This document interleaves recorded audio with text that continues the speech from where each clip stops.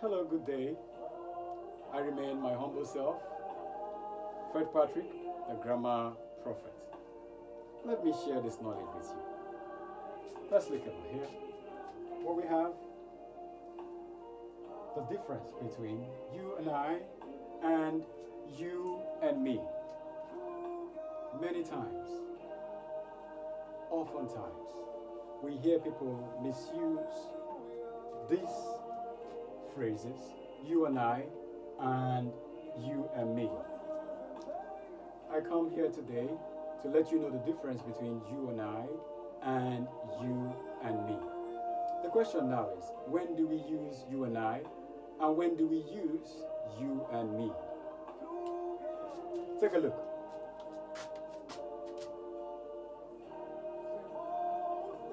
You and dash.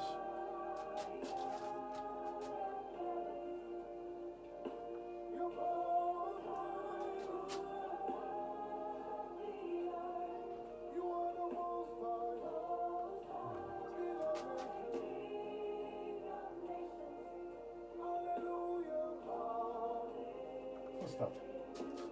You and dash are meant to be friends. If we have options like this, you and I, you and me, what do you think the correct answer should be?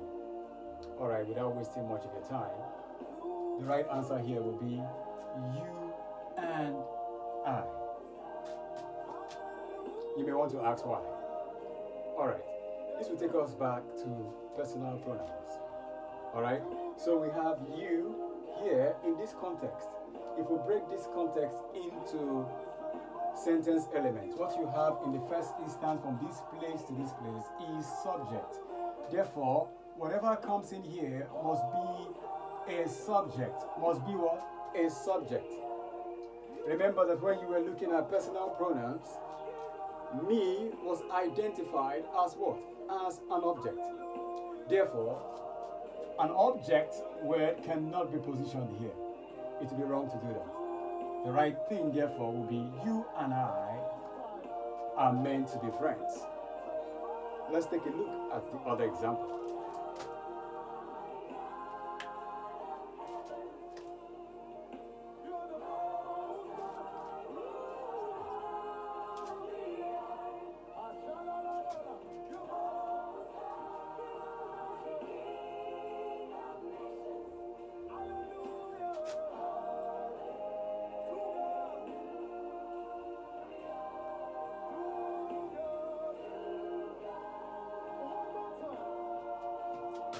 Options A, I, B, me. What do you think the correct answer would be here? Without wasting much of your time again, the correct answer would be the teacher is referring to you and me. Referring to you and me. Just as the case in this one, this happens to be the subject area. This place also happens to be not the subject area, but what? The object area.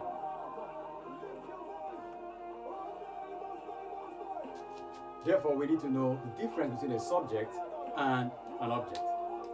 Remember that in your previous classes, you were told that a subject is oftentimes in a sentence the doer of the action. The performer of the action in a sentence is referred to as what? A subject. On the other hand, an object. The object of a sentence receives the action performed by the subject. How do we get that clearer? To elucidate, I'll use a simple sentence. Okay? Samson slapped. Samson slapped Ken. Full stop. The subject here is what? Samson. Subject.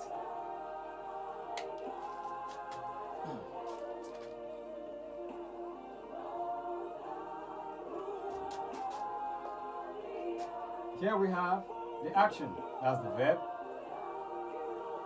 And here we have, what's here? Subject. Here we have the receiver of the action, and that's the object.